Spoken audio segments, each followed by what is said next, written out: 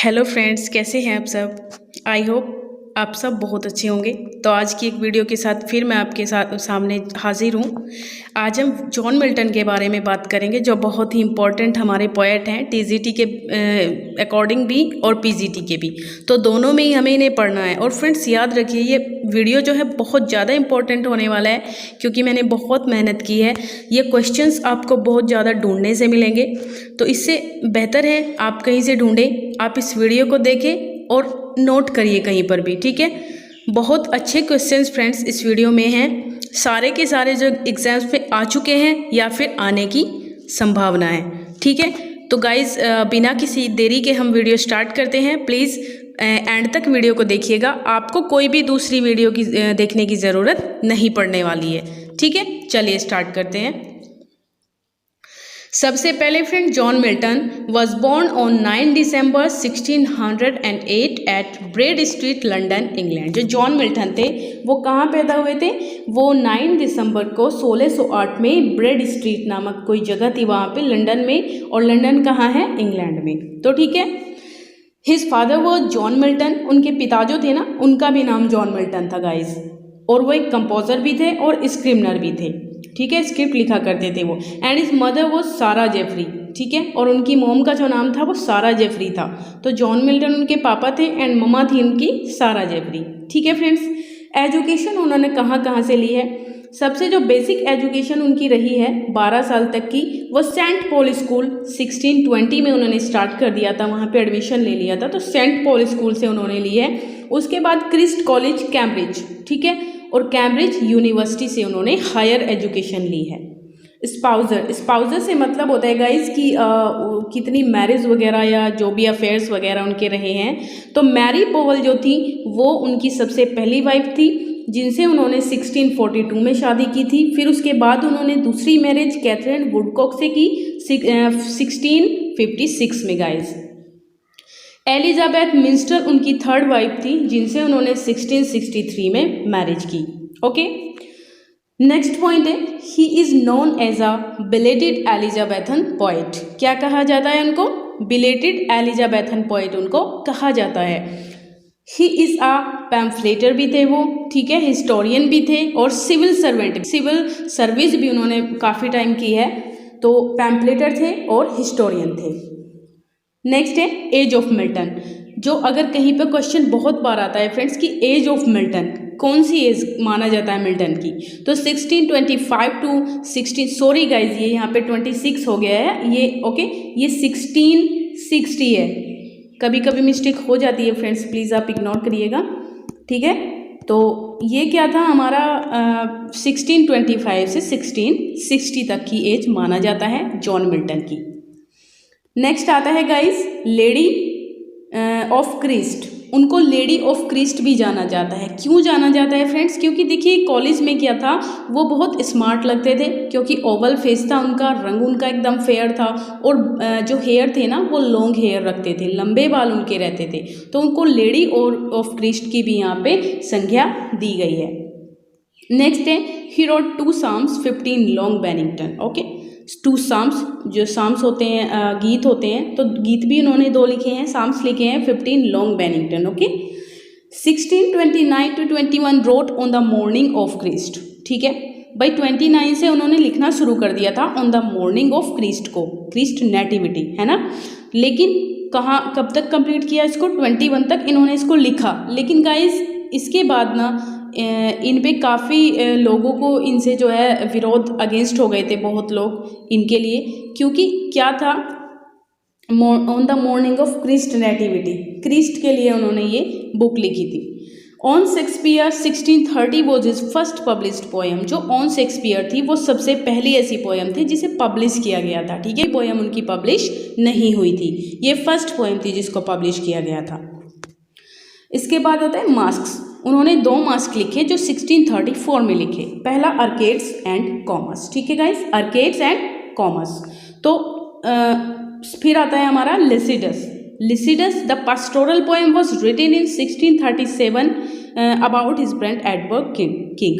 जो उनके फ्रेंड थे एडवर्ड किंग, उनकी डेथ पर इन्होंने लिसिडस लिखी थी द पास्टोरल पोएम। ठीक है, पास्टोरल पोएम क्या होती है, यहाँ पे ये एक पास्टोरल पोएम है, इसको एलिजी भी इसको कह सकते हैं हम, क्योंकि एलिजिक पोएम है ये, यहाँ पे सैड सॉन्ग इसको बोला जाता है। ठीक है, 1637 में इन्होंने ये लिखी थी। इन 1638 ही travelled to different countries as France, Italy, Switzerland. ठीक है, 1638 में काफ़ी जगह पे उन्होंने ट्रेवल किया था। फ्रांस गए थे वो, इटली गए थे और स्विट्ज़रलैंड भी गए थे।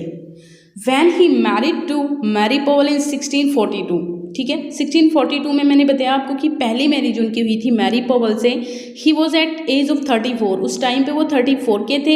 And she is only 17 year old. ठीक है, वो केवल उनसे आधी उम्र की थी, 17 वर्ष की वो थी, और जॉन मिल्टन जो थे वो 34 ईयर के थे।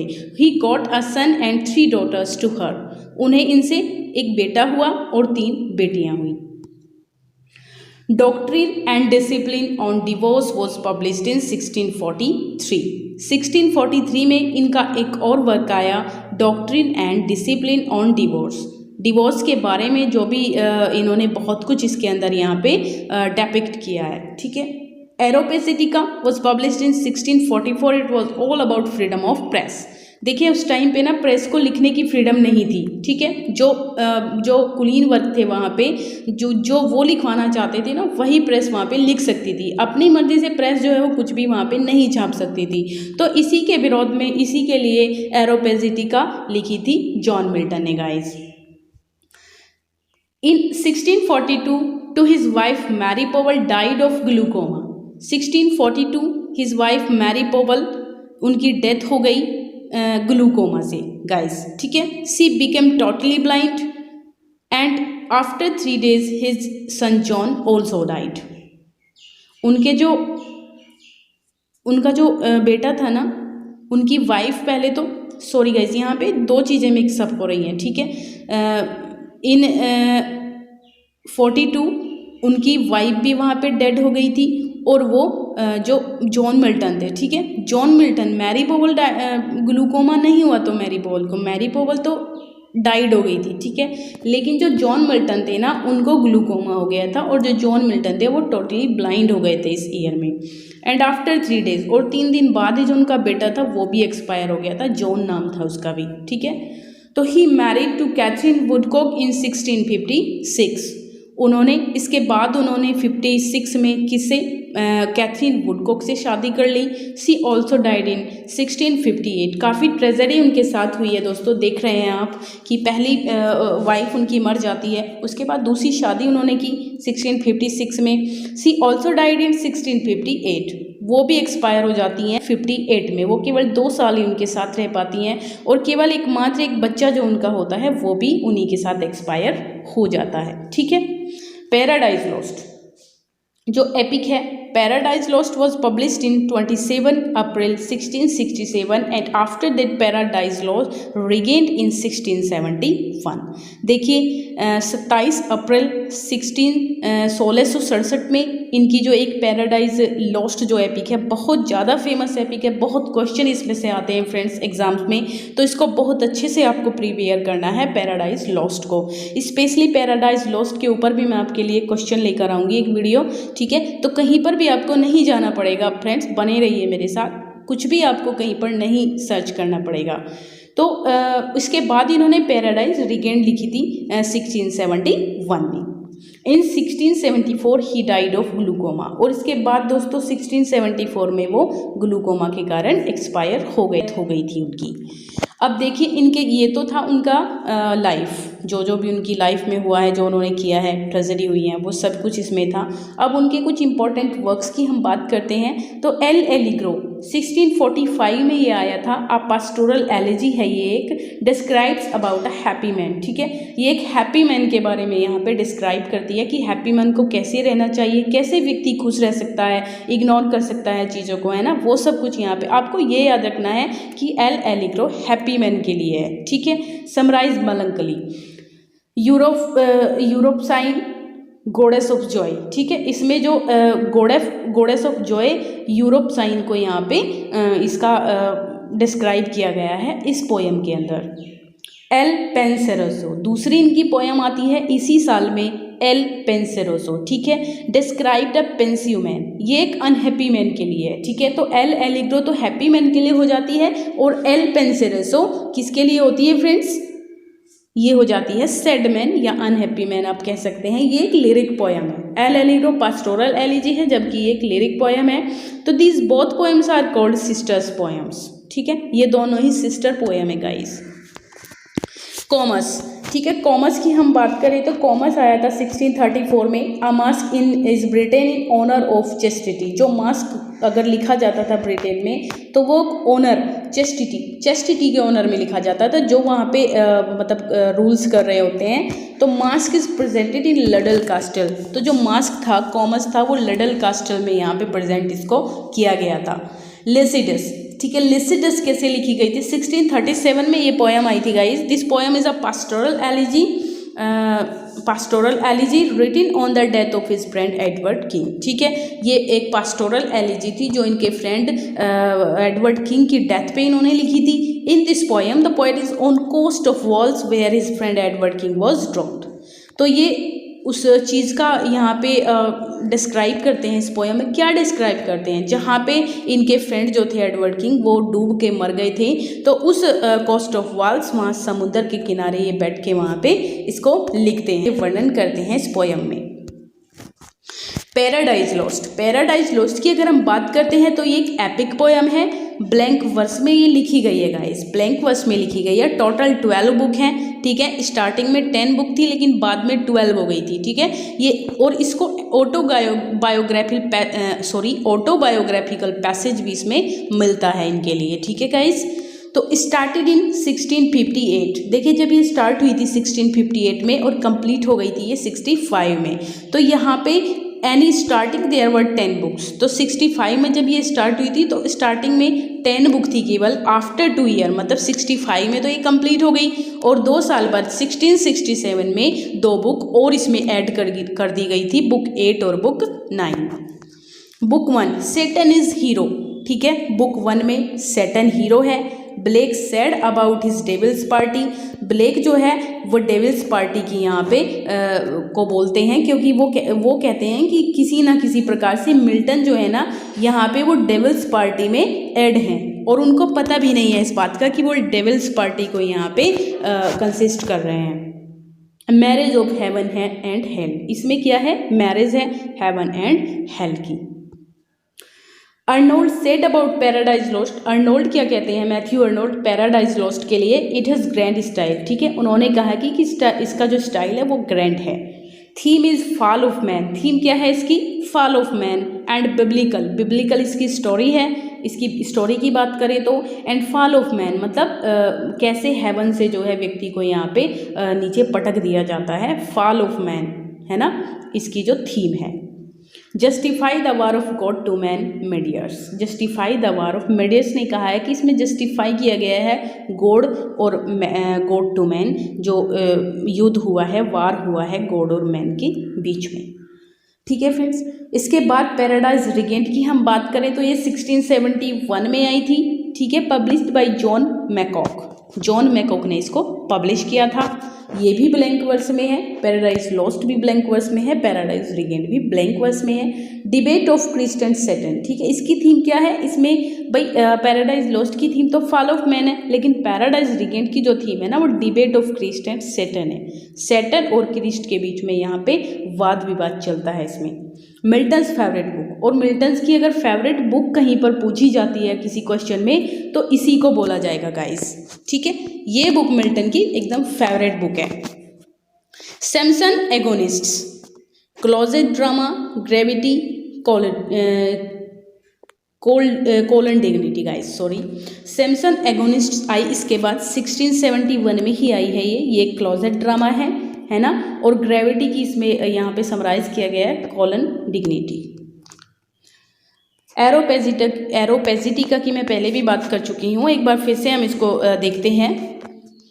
तो इसमें 1644 में ये आई थी। आई speech by John Milton press. यहाँ पे एक स्पीच है इसमें जॉन मिल्टन की तरफ से कि कैसे फ्रीडम मिलना चाहिए प्रेस को ताकि वो अपने अकॉर्डिंग कुछ भी यहाँ पे छाप सके। For liberty of unlicensed printing, unlicensed printing, ठीक है। मतलब लाइसेंस नहीं होना चाहिए कि प्रिंटिंग को यही छापना है और कुछ नहीं छाप सकती है। अनलाइसेंस होनी चाहिए, मतलब जो भी सही होता है या जो भी अपडेट होती है वो यहाँ पे प्रेस छाप सकती है, ठीक है। This is a prose book, ये एक प्रोज बुक थी, ठीक है, पोएट्री नहीं थी, एक प्रोज बुक थी। तो एरिपेजिटी इससे पहले आई थी, एरोपेजिटिका से पहले भी आई थी एरियोपेजिटिकोस इसको बोला जाता था। ये किसने लिखी थी? इरोक्रेट्स 15th BC में, इरोक्रेट्स के द्वारा ये लिखी गई थी गाइस। इसके बाद आता है बॉटमलेस प्रेडिक्शन किस में है? ये बुक 1 में है, line 47 of paradise lost. Paradise Lost की जो 47 है ना लाइन, उसमें ही ये बॉटमलेस प्रेडिक्शन की बात हो रही है। Milton belongs to the devil's party without knowing it. मैंने अभी बताया कि विलियम ब्लैक ने क्या कहा था इसके बारे में कि Milton belongs to do the devil's party without knowing it. वो कहना चाहते थे कि ब्लैक किसी ना किसी तरह से यहाँ सेटन्स के साथ उनकी ह्यूमैनिटी है और वो उसी से अटैच हो रहे हैं और उनको इस बात का पता भी नहीं है। तो ये लाइन इंपॉर्टेंट है बहुत ज़्यादा। एल एलिग्रो ऑक्टोसिलेबिक कपलेट भी इसमें है और म्यूजिकोलॉजी यहाँ पे स्प्रेड है इस पूरी पोएम में। यूरानिया देखिए हेवनली म्यूज थी, पैराडाइज लॉस्ट में ही थी हेवनली म्यूज। जो बुक फर्स्ट स्टार्टिंग यहाँ पे हेवनली म्यूज से ही की गई है। जो सेटन है वो आवाहन करता है हेवनली म्यूज का और जो फर्स्ट पेज है वो यही यहाँ पे डिस्क्राइब करता है कि यूरानिया की सेटन करता है, सेटन आवाहन करता है यूरानिया जो हेवनली म्यूज हैं उनको। बुक फर्स्ट में है ये।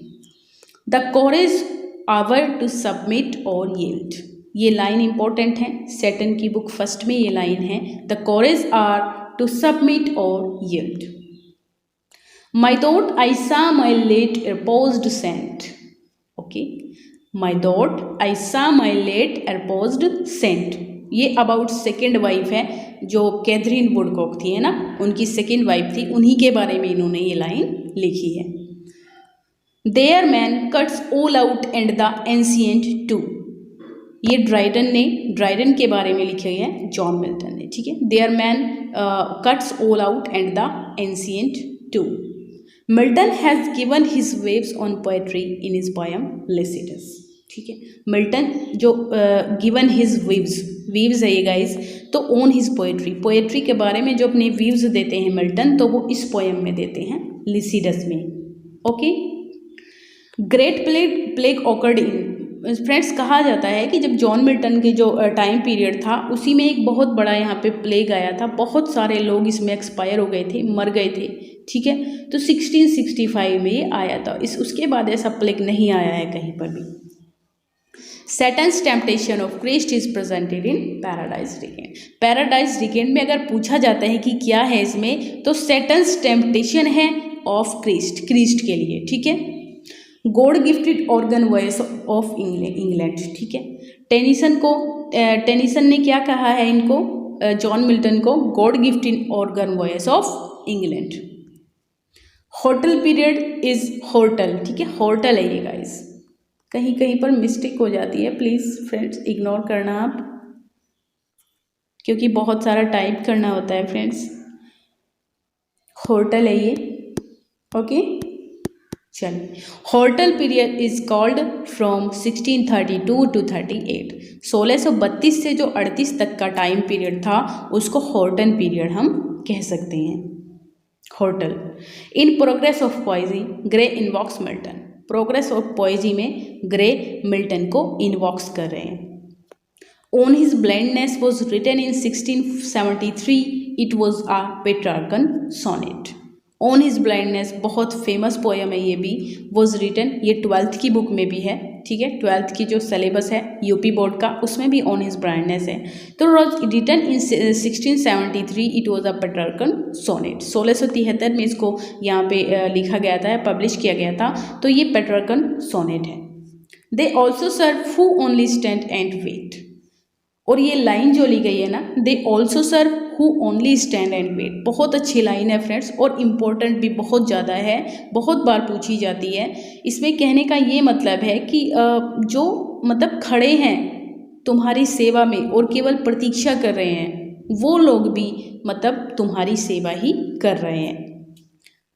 When I consider how my light is spent, जो on his blindness है ना फ्रेंड्स, पहली लाइंस में तो इन्होंने, पहले पैराग्राफ में तो इन्होंने गॉड से शिकायत की है मिल्टन ने कि कैसे मेरी जो है लाइफ चली गई है इस तरीके से, है ना, ऐसा मैंने क्या किया है, मैंने तो कुछ कभी गलत किया नहीं है। लेकिन दूसरी ही लाइन में उन्होंने उस चीज़ को बोला है कि जो भी होता है वो गॉड सही करते हैं, है ना, हमारे साथ जो हो रहा है, जो भी हम सबको जो है गॉड की आज्ञा माननी चाहिए। वो जैसा करते हैं अच्छा करते हैं, हमें कभी भी उनके अगेंस्ट नहीं जाना है, यही सब कुछ है, ठीक है। तो when I consider how my light is spent, ये वाला, तो इसमें क्या है गाइस, ये भी बहुत इंपॉर्टेंट है लाइन है कि कैसे व्हेन आई कंसीडर, जब मुझे पता चलता है कि मेरी लाइट कैसे चली गई है। His favourite work was paradise regained. अगर उनके फेवरेट वर्क की बात करें फ्रेंड तो पैराडाइज रिगेंड कहा जाता है। वो सबसे ज़्यादा इस वर्क को पसंद करते थे। वट दो the field was lost all is not lost. देखिए ये सेटन के द्वारा बोला जाता है ये सेंटेंस, कहाँ पे, पैराडाइज लॉस्ट में, कि वट दो the field was lost all is lost. इसके बाद आता है बेटर टू रिन, मतलब वो इसमें तो देखो वो कहना चाहता है कि वट दो द फील्ड वॉज लॉस्ट, क्या हो गया यदि स्वर्ग हमसे छीन गया, ऑल इज नॉट लॉस्ट, सब कुछ तो नहीं छीना है ना, अभी हम फिर से उसको गेन कर सकते हैं। और जो ये लाइन है ना, better to reign in hell than serve in heaven, ये सेटन ने ही कहा है ये भी। तो better to reign in hell मतलब नरक में जो है राज्य करना, इससे बेहतर है कि हम हेवन में जाके सेवा करें, ओके, गुलामी करें वहाँ पे, इससे अच्छा तो हम नरक में राज्य करें। तो ये लाइन्स इम्पोर्टेंट है बहुत ज़्यादा। Who he destroy a good book kills reason itself kill the image of God, ये एरोपेजिडिका की लाइन है, बहुत इंपॉर्टेंट लाइन है फ्रेंड्स। इसके बाद आता है कि when there is a leisure for fiction there is little grief. Samuel Johnson ने कहा है ये अबाउट लिसिडस के बारे में, ठीक है। When there is leisure for fiction there is little grief, यहाँ थोड़ा सा दुख है, और लीजर फॉर फिक्शन, फिक्शन के लिए यहाँ पे लीजर, ठीक है। तो दोस्तों ये था हमारा आज का लेक्चर। आई होप आप सबको बहुत पसंद आया होगा, मुझे उम्मीद है। तो दोस्तों अगर आपको पसंद आया है तो प्लीज़ कमेंट करिए और मुझे बताइए कि आप क्या पढ़ना चाहते हैं। मैं पूरी कोशिश करूँगी कि मैं आपके अकॉर्डिंग जो भी आप पढ़ना चाहते हैं वही चीज़ें मैं लेकर आपके लिए आती रहूँ। सपोर्ट कीजिए, ओके फ्रेंड्स, और लाइक ज़रूर करिए, उससे मुझे जो है एनकरेज होती हूँ मैं, और तो कुछ नहीं है, ठीक है। तो प्लीज़ लाइक कीजिए फ्रेंड्स, बहुत मेहनत करती हूँ, और ज़्यादा से ज़्यादा शेयर करिए वीडियो को। Thank you so much.